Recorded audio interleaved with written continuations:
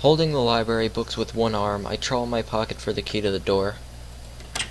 A sudden sound from behind startles me, making me nearly drop the books I am carrying, or the key that I almost managed to get into the lock. Who is it? I turn around to see who is talking to me. It's Kenji.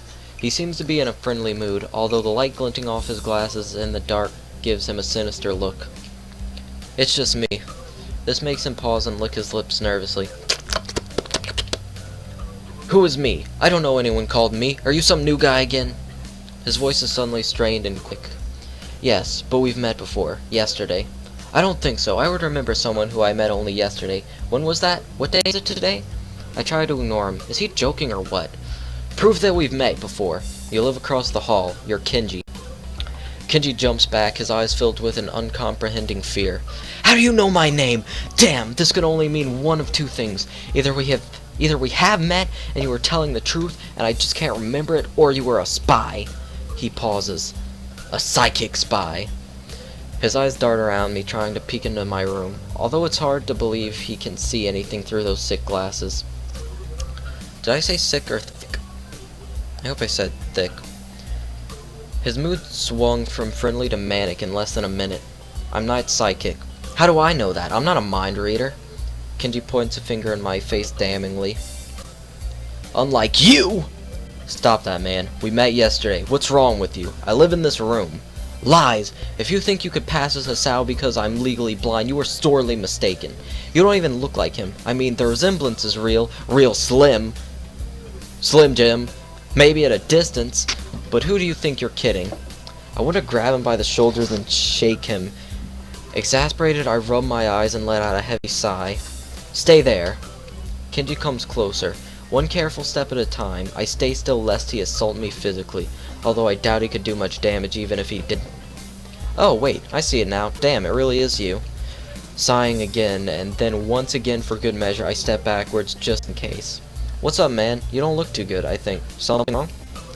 I don't know. I just had something stupid happen to me. Few stupid things, actually, even if you discount this one. I can't get a proper touch on other people here, and I have no idea if it's because of me or because of them. I don't know why I'm telling this to Kenji. It's not like we've had any contact either. That's rough, dude. Yeah, I'm sorry about calling you a psychic spy and all, but you can never be too careful. It's the hard reality we live in. I'm slowly starting to think that Kenji isn't necessarily living in the same reality as the rest of us. You see, this is how it is. The world. There is no justice, you see. Even when I lose, I win, because I don't lose the lesson. What does that mean? It doesn't matter. He dismisses it flatly with a wave of his hand. So what happened? Why the long face? Do you have a long face? It's nothing. I just scared some girl off accidentally. Literally, too. She actually ran away from me. Was my fault, really, I think. I'm not really used to all this yet. A girl? A cute one? Cute? That's a hard question. She had a nice body and really beautiful hair, but the face... I guess it could go either way. Damn straight she was cute! Yeah, cute, I guess. I knew it! There are a lot of cute girls here, a strangely disproportionate amount. I believe this is one of the dark secrets of this school. I tried to warn you, man, but did you listen? I don't remember any such warning. Dark secrets? Yeah, dark secrets. Extremely dark. Like a black hole. Have you noticed that the number of girls in the schools is slightly but significantly higher than the number of boys? It's like 60-40. He turns his head to the left and stares off into the distance at nothing. Why is it like that? I mean, to the untrained eye, it doesn't appear to be that bad, but that is a full 20%. One would think that a school with such a high pool of women would be a man's dream, but no. What I am about to tell you could blow your mind. Are you ready? I don't know where this is going, but I think I won't be missing much by cutting out now. No, I am not ready. I only get as far as turning the doorknob before Kenji starts talking again, showing that he doesn't really care if my mind is blown or not. I believe that this school is a battleground, the site of a feminist infiltration. This disparity in the number of men to women is a clear sign of how far they have come. In case this Cold War turns hot, they will have superiority in numbers. Just another skirmish in the eternal war against the forces of feminists. They're everywhere. In Japan, women outnumber men. It's not a 60-40 split, but it's only a matter of time, man. Even in America, women are the majority by a hair. They're building up their numbers. In the past, the buildup of a military has always been the clear sign of imminent war. Japan is just the first step. Our economy is badass and the country itself is small and isolated, yet a huge part of the Pacific in terms of political value. The perfect target. They are so cunning, as expected of women. Soon the day will come when... Kenji's voice trails off ominously. That is why you can't trust them. They will string you along and then kill you, just as they killed me. You will end up just like me. Oh, hell no. I can't stop myself from blurting it out. Hey, what the hell does that mean? You said it, not me. It's the best I can think of. So, you're not supposed to say something like that. Damn, so rude. Where was I? Oh yeah, vast feminist conspiracy. Stop it, just stop. I lost you way back there somewhere around feminist infiltration. Too hard to follow? It's cool. I have some graphs and stuffs in my room. And puppets. You like puppets? No puppets. You don't like puppets. Okay, graphs are still cool though, right? He speaks energetically, responding almost before I'm done talking, moving his hands in an animated way as he continues to rant on. This is too strange. I had him pegged as relatively normal, but it's clear that I was wrong. Something on your mind, dude? Just thinking about what it's like to be the last sane man in an insane world. Kenji frowns, looking deeply upset.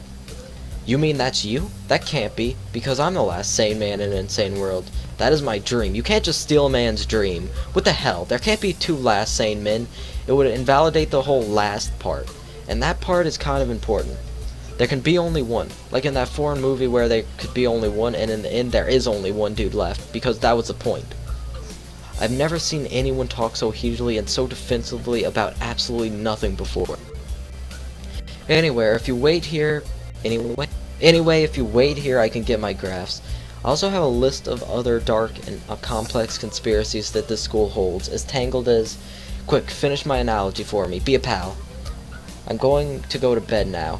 It's extremely late. That doesn't sound like an analogy, but whatever. I like you. You seem like a cool dude. Most people don't understand what I'm talking about when I try to explain the vast feminist conspiracy to them. Denial is a terrible thing. Later. He claps me on the back and then vanishes into his room, so quickly and quietly it's like he didn't even open the door but instead walked right through it like a goat. I don't know if I can fully digest what just happened, so I give up and just go to my room, kicking off my shoes before falling face first into my bed. Takes me some time to relax and get up so I can get started on homework. Because the sheets are cool and comforting against my cheeks, and it feels good just lying there with my eyes open. Closed. Open, closed. This school is like some kind of bizarre and surreal island. It's isolated on top of a mountain, and each person is stranger than the last. I just can't seem to fit in. What irony. I would think that fitting in a place that's made for people who are unfit for anywhere else would be easy. Maybe I'm trying too hard. Although I say that, it doesn't help take the edge off, and the words are left echoing off my empty walls. I guess it's not as bad as I expected, though.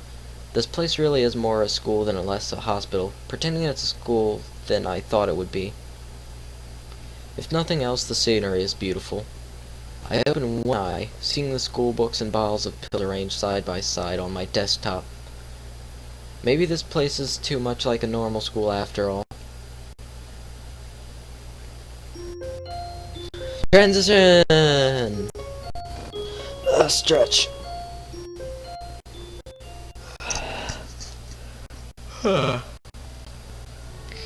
Excuse me, it's actually pretty late night right now. I feel very tired this morning, probably because yesterday itself was a very tiring day. On top of that, I woke up far earlier than necessary. After saying hi to Shizune and Misha, I start doing the homework as instructed from the board. It already looks like today is going to be heavy. I don't have a problem with that now, though. Shizune and Misha might jump on me trying to get an answer about whether or not I've decided to join the student council, even if it's just one day. I wouldn't put it past them to try, and I don't have an answer for them if they do, so this situation is convenient for me. About 10 minutes into class, Hanako walks in and takes a seat, but no one looks at her. The teacher doesn't even comment on her lateness. He does, however, stop us to say that we're going to break into groups again. I turn my head to see that Shizune and Misha are looking at me. Shizune gives a smile that is equal parts cute and menacing. This is the smile that says, "We have you now. There's no escape." Hachan, it looks like we're together again. Yay, yay! Misha leans sideways while Shizune pushes her desk closer to mine. There really is no escape now unless I were to jump through the window. Jumping out the window isn't the best option, sadly. What's wrong, Hachan? Oh, Hachan, have you been thinking about what you said yesterday? You said that you would think about joining the student council, didn't you? It's okay, Hachan. We were talking about it after you left, and it would be rude to expect you to already have an answer for us this early, right? Ha ha ha ha ha. I suck at laughing. I'm so happy you two are able to have a laugh at my expense, and even more pleased to know that you both know how crazy the two of you can be. Now that that's over, Shizune snaps back into serious mode and smacks today's assignment with the back of her hand in an overly dramatic and important way. When I actually look at the stuff, it's mostly just reading. In fact, there are only two problems. I almost want to say something about how her rush to get started seems a bit much, considering the small amount of work. In fact, Shizune probably knows how little there is and simply doesn't care. Yeah, it seems like the workload doesn't matter to her as much as the fact that there is work. The actual amount is unimportant. She approaches everything with the same level of ambition. While I'm reading, I let my eyes wander around the room and catch Hanako trying her hand at solving the problems. It looks like she's working alone. I can't remember seeing her working with other people before. Thinking back to how shy she is, it's understandable. Hey, that girl over there. Huh? Who, Hachan? Her, Hanako, over there. Does she always work alone? I think so, Hachan. Do you feel sorry for her because she's alone? I was just thinking that maybe she could work with us or something. No, I don't think that would be a good idea, Hachan. Why not? Shi-chan wouldn't get along with her. Why? Misha shuffles around the question, letting out a laugh that sounds very strange. Nervous, but still has that lilting up and down quality present in everything she says, just because, Hachan. By now, Shizune has noticed our conversation, and it makes me realize again how Misha has been signing everything she has been saying this whole time. What, Shi-chan? The friend my enemy is my enemy? That sounds so harsh. I'm not going to say that. You said it anyway. I know, Hachan. It's fine if you were here. I wonder if this is Misha's way of keeping things fair, since without her I wouldn't be able to understand a thing Shizune is saying, and vice versa. Is that also why she signs all the time, so there is never a conversation Shizune will be left out of? Anyway, we should start on the problems now, Hachan. We finish with time to spare, and I decide to ask if there are any alternatives to the cafeteria, as frankly, the food so far has been subpar. This sends Shizune and Misha arguing among themselves about the favorite restaurants. All of them are downtown, so I don't think we have time to go all the way there. And what about the bill? Are they arguing just for the fun of it? Maybe. They seem so distracted by it that they don't even notice the start of the actual lunch break. I look over my shoulder towards the back of the classroom. She seems to be studying her notes from the previous class. It's an odd sight. Everyone else in the class is busying themselves with the lunch break. Socializing, gossiping, rearranging desks. The ones with actual boxed lunches mixed in and chattering like everyone else, only interrupted by short bouts of eating. But when I watch Hanako, it feels like I'm the only one who can see her, almost as if she was invisible, sort of hiding in plain sight. Is she being bullied? Is she isolating herself from the rest of the class on her own accord? I see her look over her shoulder towards the classroom's rear door. Come to think of it, she hasn't turned a page since I've started watching her. I guess she's waiting for someone. What to do? In this situation, honestly, because of the way things were left off, I would still be curious about this girl. She's also my type, honestly, so rather than read a book by myself, I'd rather go talk to her. I still feel bad for making her run away yesterday, so I just say something.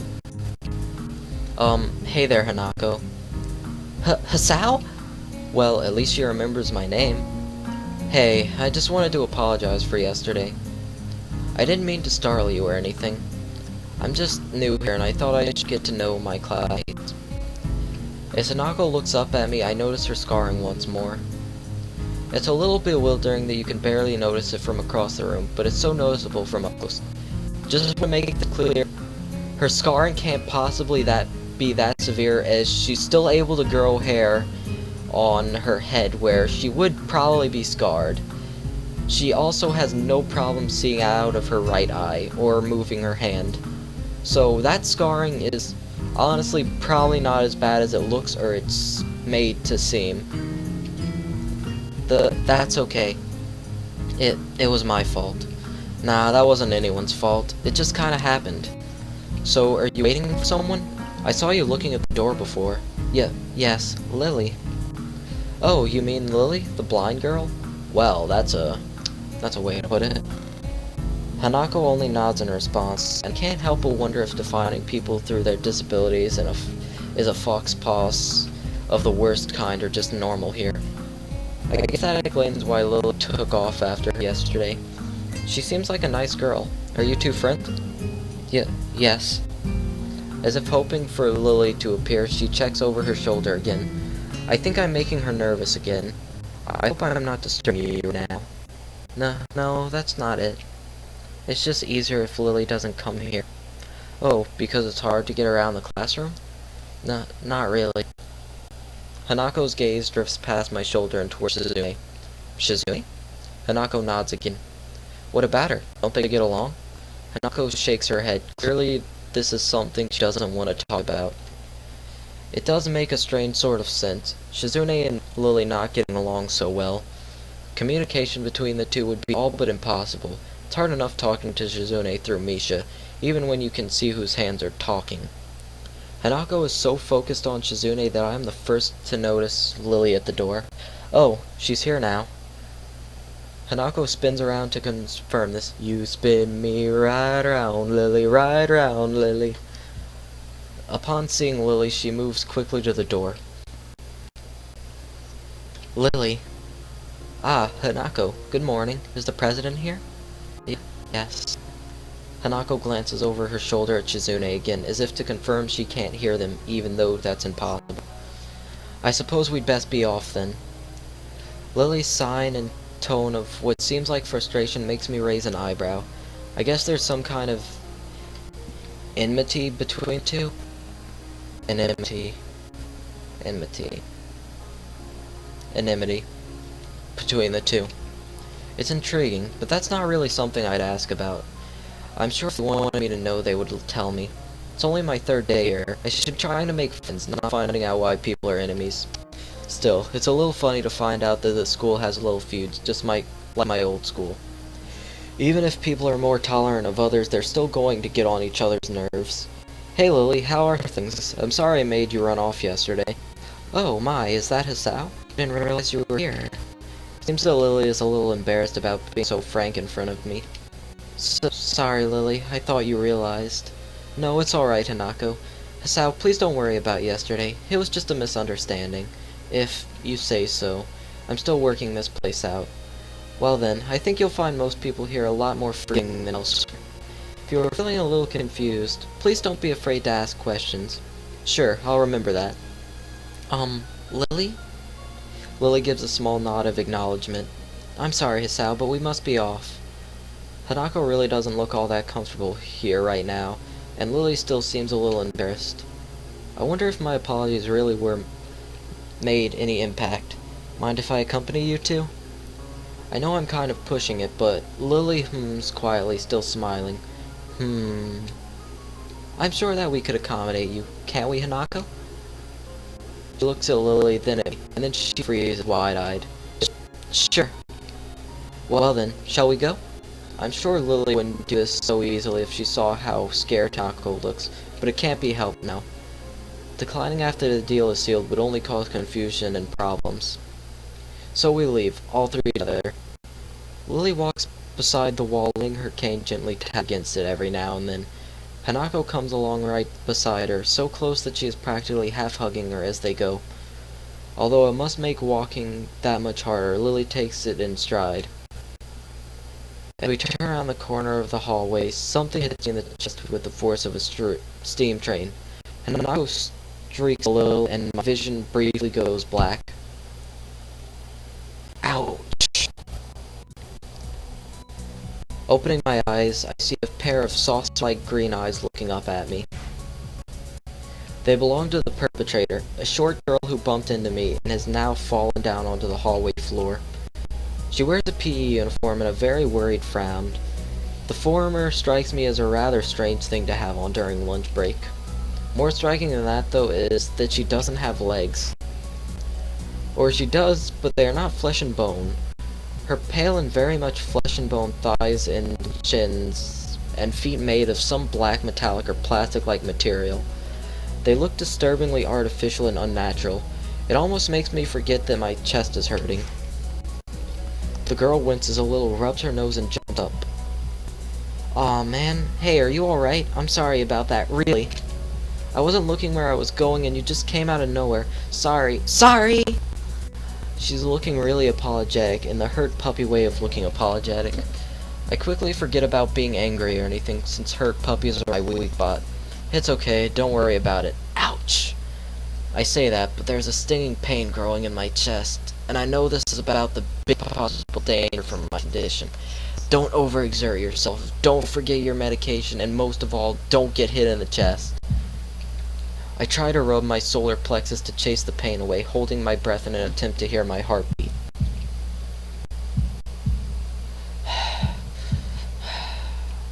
It seems normal. Hey, should I get the nurse?